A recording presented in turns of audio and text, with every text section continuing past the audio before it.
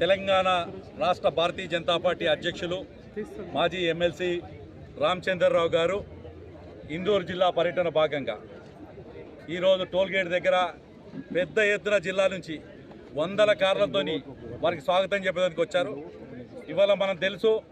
ఈ ఇందూరు గడ్డ అంటేనే కాషాయ అడ్డ. ఈ ఇందూరు గడ్డ అంటే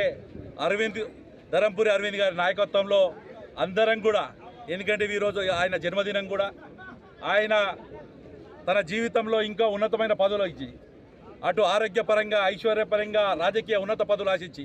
ఏదైతే పేద గుండెల కోసం, చిన్నారి గుండెల కోసం, కార్యకర్తల యొక్క ఆపదల కోసం, కార్యకర్తల కష్టం కోసం ఈ ఇందూరు ప్రాంతంలో కాషాయ కండువా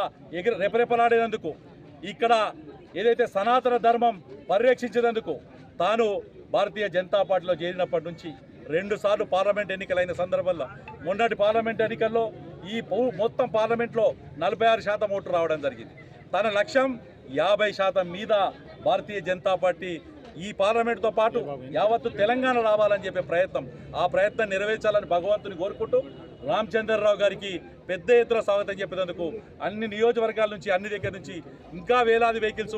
నిజామాబాద్ ఇందూరు అర్బన్లో, అలాగే బోధన్ మిగతా ప్రాంతాల నుంచి కూడా పెద్ద ఎత్తున వస్తున్నారు. వారందరికీ కూడా పేరు పేరున స్వాగతం చెప్తూ, ధన్యవాదాలు చెప్తూ, ఈ యొక్క ర్యాలీని దిగ్విజయంగా పూర్తి చేస్తున్న ప్రతి నాయకుడికి, కార్యకర్తకి ఇందూరు భారతీయ జనతా పార్టీ తరఫున ధన్యవాదాలు తెలియజేసుకుంటూ, రామచంద్రరావు గారికి స్వాగతం చెప్తూ, అట్లాగే మా ప్రియతమ నాయకుడు ధరంపురి అరవింద్ గారికి కూడా జన్మదిన శుభాకాంక్షలు తెలియజేసుకుంటున్నాం.